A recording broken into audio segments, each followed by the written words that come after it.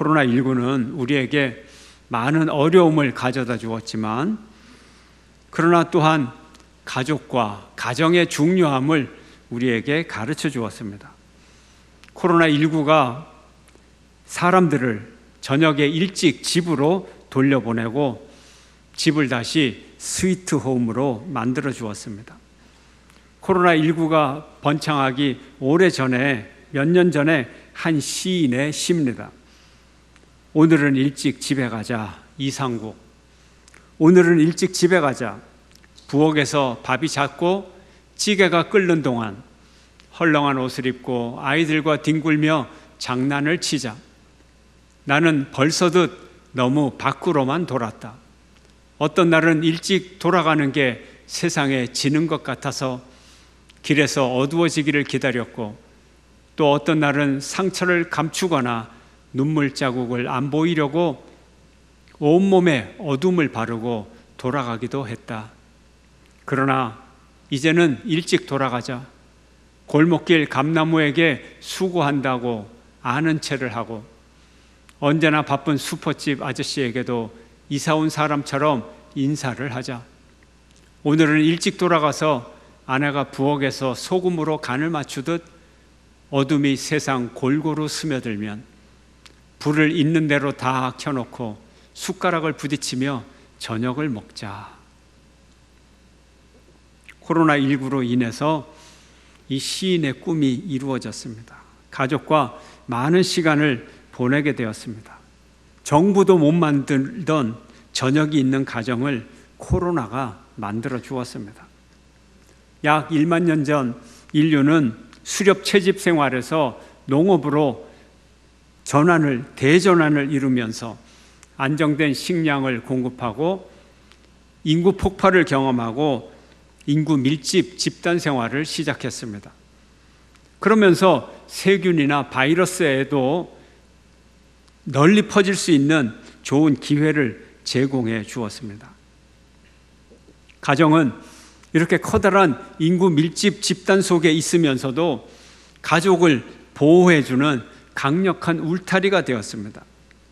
코로나19 때문에 온 세상이 믿을 수 없는 세상이 되었을 때 오직 가정이 우리의 보금자리가 되고 안식처가 되고 피난처가 되고 충전의 자리가 되었습니다.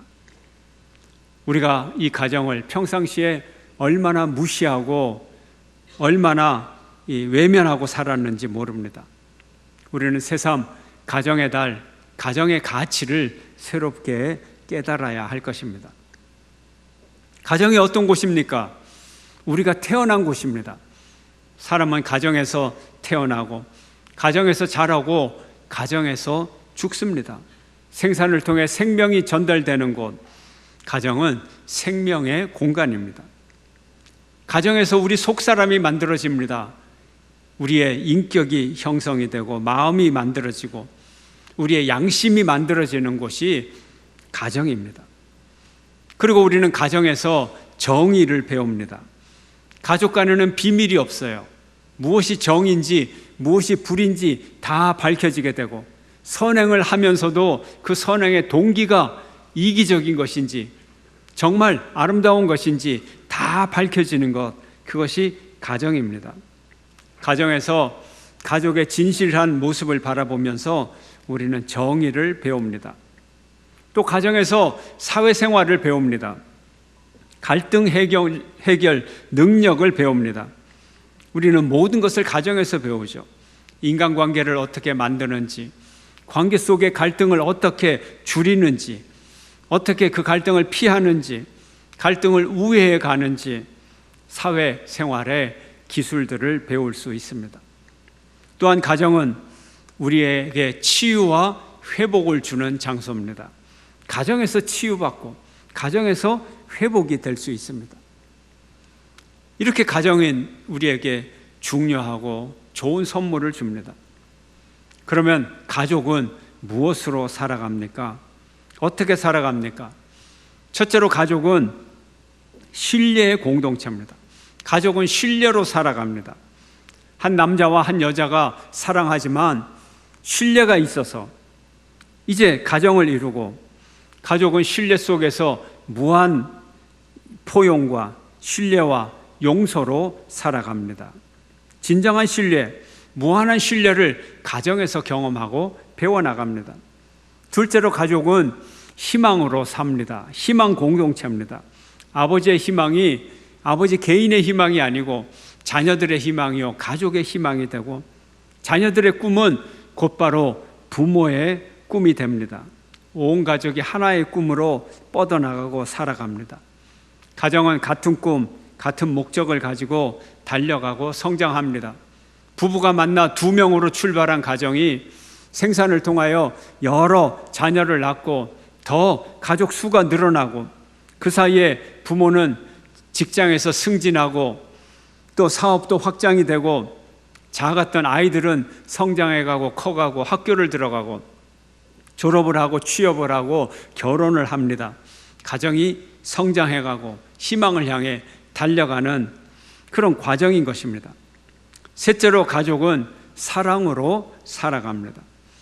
가족의 목적은 사랑입니다. 비즈니스가 아니죠. 이해관계가 아니죠. 가정에서 사랑이 사라지면 아무것도 없는 가정입니다.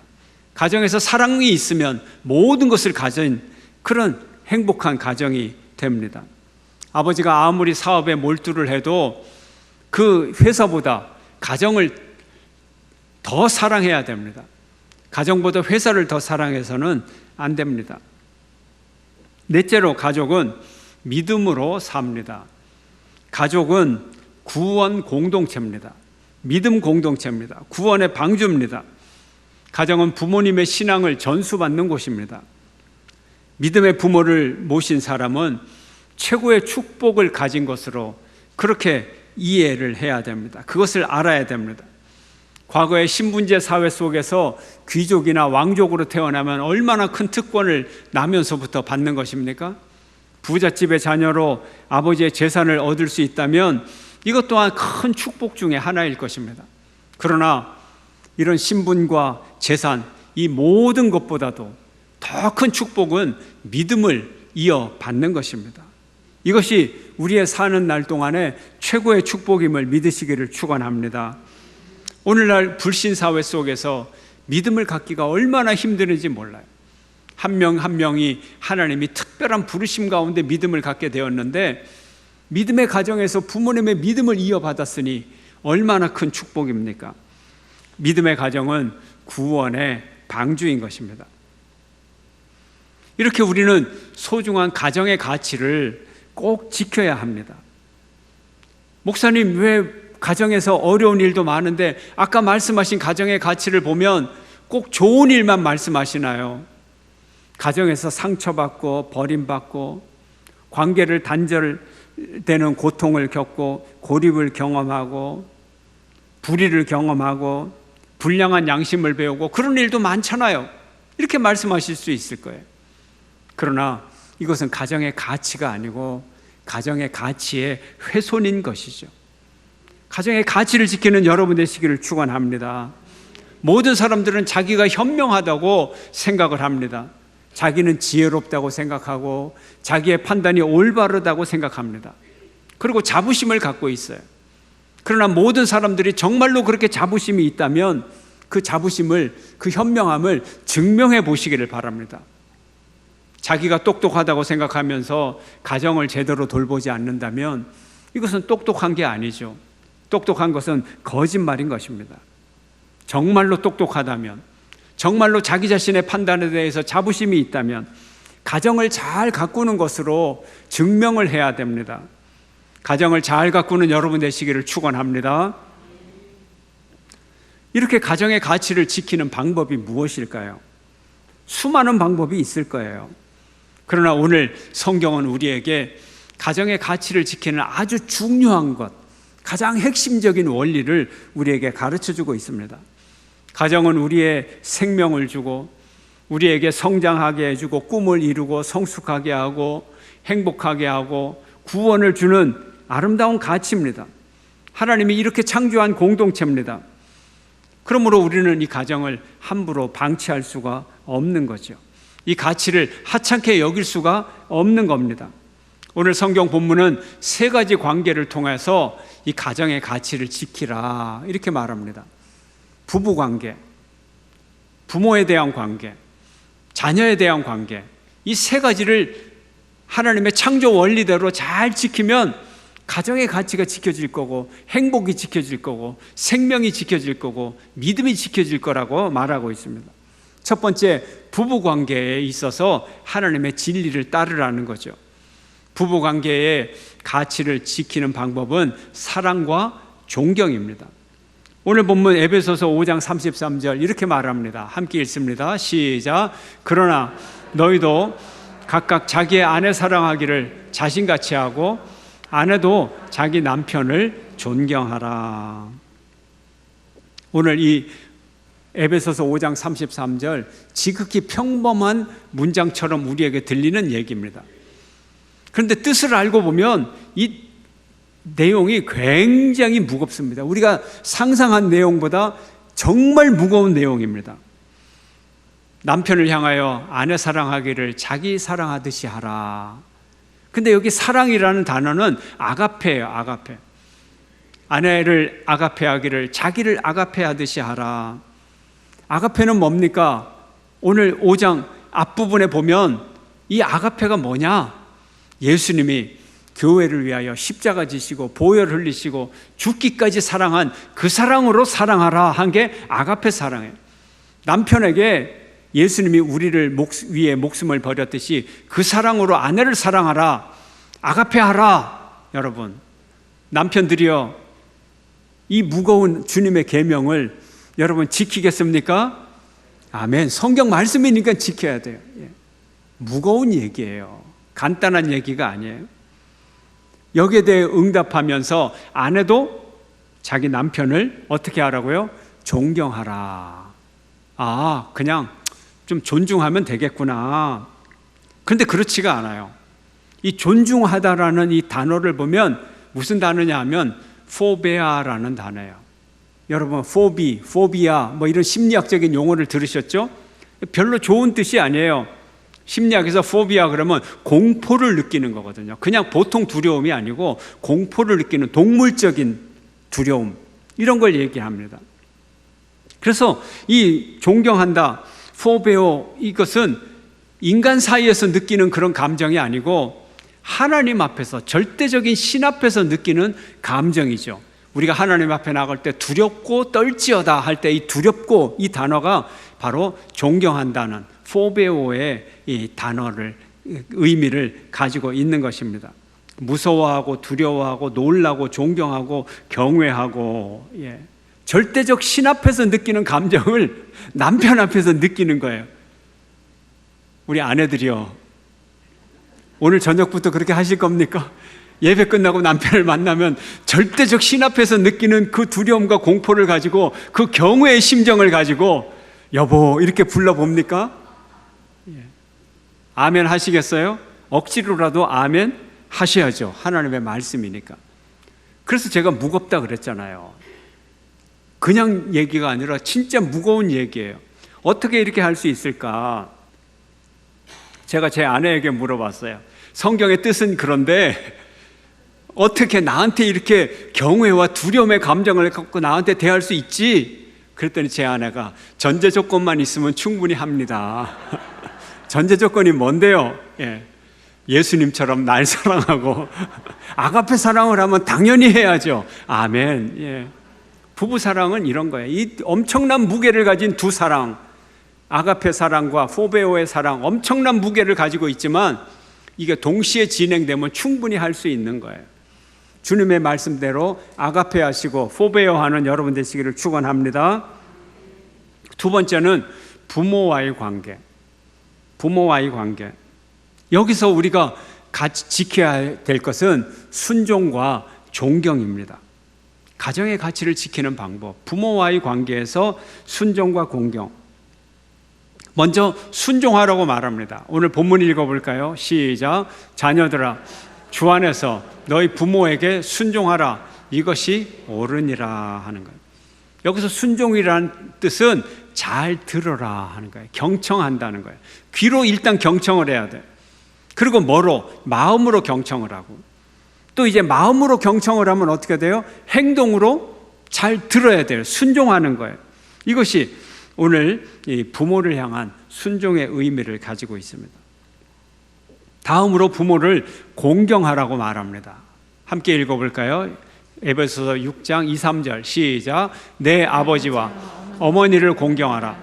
이것은 약속이 있는 첫 계명이니 이로써 내가 잘되고 땅에서 장수하리라. 아멘. 부모를 공경하라. 여기 공경하라고 하는 단어의 뜻은 중요하게 여기라, 무겁게 여기라 하는 뜻입니다. 부모의 존재 자체가 중요한 거예요. 부모의 존재 자체가, 살아계신 자체가, 지금까지 살아온 그 인생이 아주 중요한 것이고, 그분이 하시는 말씀이 아주 중요한 거예요. 그 말씀을 귀로 듣고 한쪽 귀로 듣고 한쪽 귀로 흘려버리는 그런 것이 아니라 새겨 듣고 곰곰이 생각하고, 성경 말씀을 곰곰이 묵상하고 생각하듯이 부모님의 그 지혜가, 또 부모님의 삶의 경험이 담긴 그 말씀을 잘 새겨 들어라. 이것이 공경의 의미를 가지고 있습니다. 그분의 인격과 살아계신 것과 뜻과 말씀을 무겁게 여긴다는 말씀이에요. 예수님은 어떻게 했나요? 예수님은 하나님 아버지에게 어떤 자세를 가졌나요? 예수님은 철저히 순종하고 철저히 하나님의 뜻을 공경했습니다.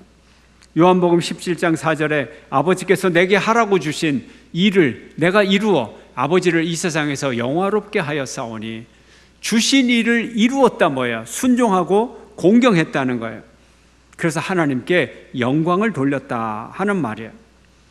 예수님이 십자가의 길을 가면서 십자가를 앞두고 고민하셨어요. 그 고통의 길을 주님은 가기를 원치 않으셨어요. 주님은 우리와 같은 똑같은 성정을 가진 그런 인간이기 때문에 고통의 길을 자발적으로 갈 수가 없었어요. 솔직한 주님의 마음은 이 고난의 잔을 지나가게 하고 싶었어요. 피하고 싶었어요. 그래서 하나님께 소리내어 기도합니다. 아버지여, 만일 아버지의 뜻이거든 이 잔을 내게서 옮기시옵소서. 그러나 내 원대로 마시옵고 아버지의 원대로 되기를 원하나이다. 자기의 원대로 되지 않고 아버지의 원대로 하는 것이 순종이에요. 아버지의 원대로 십자가를 지고 보혈을 흘리고 십자가의 모진 고통을 다 감당하면서 아버지의 뜻, 아버지의 소원을 이루어 드렸습니다. 예수님은 죽도록 순종하고 죽도록 공경한 한 아름다운 아들이었어요. 세 번째로, 가정의 가치를 지키는 방법, 자녀와의 관계에서 이루어져야 됩니다. 오직 주의 교훈과 훈계로 양육하는 것입니다. 이것이 아버지의 뜻입니다. 4절 말씀 함께 읽습니다. 시작. 또 아비들아, 너희 자녀를 노엽게 하지 말고 오직 주의 교훈과 훈계로 양육하라. 아멘. 당시의 이방 문화는 자녀들을 학대하는 문화였어요. 자녀를 부모의 소유물로 여기고 때로는 체벌을 통해서 죽음에 이르게까지 하는 아주 그런 이 살벌한 분위기였어요. 이런 분위기 속에서 사도 바울은 자녀를 노엽게 하지 말라. 자녀들의 감정과 인격을 존중하고 잘 보살펴라. 이렇게 말을 하고 있어요. 그리고 예수님의 훈계와 교양으로 잘 양육하라고 말하고 있습니다. 구약의 시대는 어땠나요? 구약의 시대는 우리 믿음의 조상들은 자녀를 얼마나 귀하게 여겼는지 몰라요. 자녀가 한 명이라서 귀하게 여긴 것이 아니고, 자녀가 여러 명이라도 12명이지만 하나하나 다 귀하게 여겼어요. 왜요? 이유가 있죠. 자녀들의 한 명 한 명은 하나님의 약속을 이어가는 약속의 후손이기 때문에, 그들에게 하나님의 축복이 주어지는 존재이기 때문에 자녀들은 귀한 거예요. 여러분의 자녀를 귀하게 여기시기를 축원합니다. 축복받을 존재로, 축복을 이어갈 존재로 주의 훈계와 교훈으로 양육하는 여러분 되시기를 축원합니다. 이렇게 세 가지 관계를 통해서 가정의 가치를 지키라고 우리에게 말씀하십니다. 그런데 이 세 가지 관계 속에 이 세 가지 관계를 맺어가는 사람은 누굽니까? 이 세 가지 관계 속에 가운데 있는 사람이 누구예요? 나 자신이잖아요. 나 자신이 부부 관계를 맺고, 나 자신이 부모와의 관계를 맺고, 나 자신이 자녀와 관계를 맺는 거예요. 내가 있어야 돼요. 중심에 내가 있어요. 내가 나 자신과 관계를 맺는 것, 이것이 아주 중요한 거예요. 여러분, 가정의 가치를 알려면 자기 자신의 가치를 알아야 되는 거예요. 부모에게 잘하는 거 필요하죠. 그러나 최고의 효도는 뭡니까? 부모님을 향하여 나는 누구? 자녀. 그렇다면 내가 가장 아름다운 자녀가 된다면 우리 부모님에게 가장 아름다운 것을 선물해 드릴 수가 있는 거죠. 내가 최고의 배우자가 된다면 나의 배우자인 아내에게, 남편에게 최고의 선물이 되는 거죠. 내가 아이를 잘 양육하고 싶어요? 그렇다면 최고의 부모가 되면 되잖아요. 그러면 아이를 최고의 자녀로 양육할 수 있고 그에게 최고의 선물을 줄 수가 있는 것입니다. 그러므로 내가 내 내면을 잘 가꾸고, 내가 잘 판단하고, 내가 잘 행동하고, 내가 믿음을 잘 가지고, 내가 잘 살면 그때 배우자가 잘 보이는 거예요. 판단력도 흐리고 타락한 마음을 갖고 있으면 배우자가 제대로 보이겠어요? 자녀가 보이겠어요? 부모가 보이겠어요? 그러나 내가 내 마음을 잘 가꾸고 내가 내 생활을 잘 유지한다면 그때 아내의 가치가 보이는 거예요. 그때 부모님이 보이고 그때 자녀들이 보이는 거죠. 이게 중요한 거예요. 내가 선물이라는 걸 알아야 돼요. 자기를 향하여 한번 격려해 봅시다. 자기를 향하여 내가 선물이다. 아내에게 선물이다. 남편에게 선물이다. 부모에게 선물이다. 자녀에게 선물이다. 누군가를 위해서 무언가를 하기 이전에 여러분 자신이 행복하고 구원받은 믿음의 사람이 되시기를 바랍니다. 조동화 시인이 이런 시를 썼습니다. 나 하나 꽃피어. 조동화. 나 하나 꽃피어 풀밭이 달라지겠냐고 말하지 말아라. 내가 꽃피고 나도 꽃피면 결국 풀밭이 온통 꽃밭이 되는 것 아니겠느냐. 나 하나 물들어 산이 달라지겠느냐고도 말하지 말아라. 내가 물들고 너도 물들면 결국 온 산이 활활 타오르는 것 아니겠느냐. 그렇습니다. 내가 중요합니다. 이 가치를 내가 지켜야 됩니다. 사업의 성공과 실패로, 인생 전체의 성공과 실패로 가늠할 수가 없습니다. 사회적인 성취로 인생 전체의 성패를 가름할 수 없습니다. 그러나 분명한 한 가지 사실은 가정에서 성공하면 인생 전체가 성공하는 거예요. 가정에서 실패하면 인생 전체의 실패입니다. 가정이 행복하면 인생 전체가 행복해지고, 가정이 불행하면 인생 전체가 불행해집니다. 그러므로 가정의 행복과 가정의 성공을 위하여 우리는 우리 인생을 투자합니다. 우리 인생이 살아가는 곳이 가정이기 때문에 그렇습니다. 사랑하는 성도 여러분, 여러분의 모든 가정이 하나님께서 주시는 풍성한 은혜가 충만한 가정 되기를 축원합니다. 여러분 자신이 여러분의 가정에 드리는 가장 아름다운 선물로 변화되기를 주의 이름으로 축원합니다. 주님 앞에 섭니다. 모든 염려 주께